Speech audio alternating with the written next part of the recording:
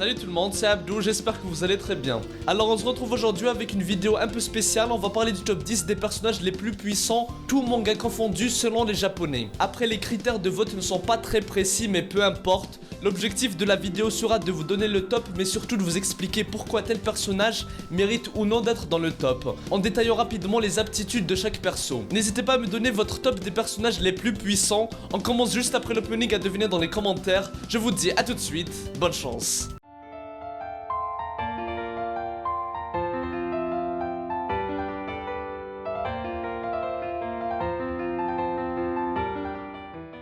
Le dixième est Saiki Kusuo de l'anime Saiki Kusuo no Psy-nan. Je rappelle que Saiki est un étudiant de 16 ans qui possède plusieurs dons surnaturels comme la télépathie et la télékinésie qui lui permet de faire presque tout. Allant de réparer les objets à lire dans les pensées jusqu'à voler dans les airs et prédire l'avenir. Et il doit même porter des lunettes et des barrettes pour réguler ses pouvoirs sinon il pourrait causer d'énormes désastres. Et je trouve que beaucoup de personnes minimisent sa force alors qu'il peut créer des clones, placer une malédiction sur quelqu'un en le touchant, manipuler l'eau, l'électricité et devenir invisible, sans parler de ses capacités à voyager dans le temps ou à changer les lois de la réalité. Le mec peut aussi hypnotiser son adversaire, le posséder, effacer sa mémoire, le pétrifier et j'en passe. Et concernant sa force brute, il est dit qu'avec son limiteur de force, il pourrait facilement détruire la lune. Alors je vous laisse imaginer sa vraie force. On l'a déjà vu sans son limiteur et rien que le fait de marcher fissure le sol. Bref, je pourrais faire une vidéo entière sur ce perso, donc est-ce qu'il mérite d'être dans le top? La réponse est oui. Dites-moi dans les commentaires si vous êtes d'accord avec moi ou pas. Passons maintenant au 9ème du classement, Tatsuya Shiba de Maru Koko no Retosei. Alors malheureusement je ne suis pas à jour dans l'anime donc je ne connais que très peu les capacités de Tatsuya. Mais pour faire simple, il n'a pas de capacité destructrice élevée, mais il peut tout simplement transformer ses adversaires et n'importe quel objet en poussière. Et il me semble qu'en termes de puissance brute, il pourrait faire exploser la planète s'il le souhaitait. Et apparemment, il a une pseudo-immortalité. Bref, je ne suis pas trop calé sur cet anime pour l'instant, donc les fans de Tatsuya, dites-moi s'il mérite sa place ou pas. Maintenant, passons au 8ème du classement, j'ai nommé Reinhardo de Re:Zero. Et j'ai l'intention de faire une vidéo pour expliquer sa force car beaucoup de personnes ne saisissent pas à quel point il est puissant. Si vous n'avez pas vu Re:Zero, ça sera un peu difficile à comprendre, mais en gros, il peut obtenir toutes les protections divines s'il le souhaite. Et je vais vous donner quelques exemples pour mieux comprendre. Reinhardo a un don divin qui lui permet d'acquérir toute capacité dont il a besoin pour gagner. Et il peut utiliser n'importe quelle protection divine, par exemple la protection divine du phénix lui permet de revenir à la vie même s'il meurt. Il est capable de se guérir quand il est blessé. Il a des capacités hors normes comme se déplacer à une vitesse surhumaine. Il a une immunité qui fait en sorte que la première attaque contre Reinhardo va toujours échouer. Qu'importe ce que tu fais lors de ta première attaque, ça ne l'atteindra pas. Il est immunisé contre tous les poisons et toutes les maladies. Donc est-ce qu'il mérite d'être dans le top ? En tout cas, on peut dire que c'est clairement l'un des épéistes les plus forts et sa puissance est assez originale, donc je dirais que oui, pourquoi pas selon le reste du classement. Et les amis, retenez bien que quand on décrit la puissance des personnages, il y a plusieurs critères à prendre en compte, comme la force destructrice, les aptitudes de combat en 1 contre 1, mais parfois il y a des personnages qui peuvent altérer la réalité ou changer le cours de l'histoire pour faire en sorte que tu n'existes même plus. Donc parfois il n'y a pas de réponse unanime quand on compare la force entre deux persos.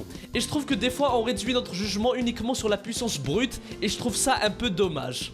Bref, passons au 7ème du classement et là les amis c'est un peu bizarre. Alors au milieu d'un mec qui peut tout réduire en poussière, d'un autre qui peut détruire facilement la lune, on a Makoto Gogoku de Détective Conan. Et écoutez bien, je vais vous lire ses aptitudes. Alors attention, je n'ai aucun problème avec ce perso, c'est juste que pour ma part, il mérite pas d'être dans le top. Mais j'y reviendrai plus tard. Bref, Makoto est présenté comme l'un des meilleurs adolescents en arts martiaux de toute la série. Donc déjà c'est dit que c'est l'un des plus forts, du coup ce n'est même pas clair si c'est le personnage le plus puissant de Détective Conan. Les fans de l'anime, donnez-moi votre avis là-dessus dans les commentaires. Alors il fait du karaté et sa puissance impressionnante est également visible dans la vie de tous les jours. Par exemple, Makoto était entouré de 11 hommes armés de pistolets et malgré un masque qui limitait son champ de vision, il réussit à se débarrasser des 11 hommes en question. Et regardez la suite, Makoto semble immunisé en partie contre la douleur. Enlever un couteau planté dans son bras ne semble pas trop le perturber. Les amis, c'est juste un scandale que Makoto soit dans le top 10 des personnages les plus puissants, tout manga confondu. À part s'il voulait voter genre sur le personnage le plus fort dans son propre manga, ça serait un peu plus compréhensible vu que Makoto est très fort par rapport aux autres personnages de son œuvre. Et on aura la même réflexion pour Levi dans la suite du top, mais j'y reviendrai plus en détail le moment venu. Bref, passons à la suite avec le numéro 6, Anos Voldigodo de Maogakui no Futekigusha. Et franchement, je suis content de le voir dans le top. Alors là, on parle d'un mec qui peut littéralement tout faire. Le tuer n'est pas suffisant pour mettre fin à sa vie. Et arrêter le temps ne suffit pas pour arrêter ses attaques. Il a été dit qu'Anos peut détruire l'univers avec ses poings sans utiliser la magie. Il peut désintégrer tout ce qu'il regarde et en plus de ça, il a une arme avec laquelle il peut détruire toute chose dans la création. Bref, en gros, ce mec peut détruire l'univers en entier. Il peut même détruire ce qui est infini et on ne connaît pas toutes ses capacités actuelles. Donc on n'est pas devant n'importe qui en termes de puissance. À un moment donné, il a même tué un dieu alors qu'ils ont dit qu'il était immortel. Bref, est-ce qu'Anos mérite d'être là? La réponse est oui à 1000%. On arrive maintenant à l'élite et je vais vous citer les 3 prochains directement et il va y avoir débat. Bon, numéro 5 Goku, numéro 4 Zeno et numéro 3 Saitama. Est-ce que j'ai vraiment besoin de vous présenter ces 3 personnages? Je ne pense pas, mais je vais le faire quand même. Mais vite fait. Alors déjà, Zeno, je le laisse de côté pour le moment. Du coup, d'un côté, on a la légende, le grand frère de tous les protagonistes de Shonen, j'ai nommé Sangoku. Le gars qui peut détruire des planètes en une attaque, il fait des 1v1 contre des dieux de la destruction, et en affrontant Beerus, ils ont failli détruire l'univers. Bref, tout le monde connaît la puissance de cet homme. Et de l'autre côté, on a Saitama, il bat tout le monde en un coup de poing, il peut faire des allers-retours de la lune à la terre en un instant, il est plus rapide que la lumière, il a réussi à détruire une météorite en un coup, bref, vous connaissez le perso, il est surpuissant. Dans ce top, Saitama est au-dessus de Goku, dites-moi dans les commentaires si pour vous Saitama est vraiment plus fort et pourquoi. Moi je ne vais pas entrer dans ce débat aujourd'hui, surtout que Goku a une marge de progression énorme et d'ici la fin du manga il sera sûrement plus fort que les anges. Et Saitama ne connaît même pas sa réelle puissance. Donc je ferai une vidéo spéciale pour les comparer si ça vous intéresse. Par contre, autant Goku et Saitama, les gens font des débats, mais le plus incompréhensible c'est que Saitama est au-dessus de Zeno. Et là c'est juste pas possible.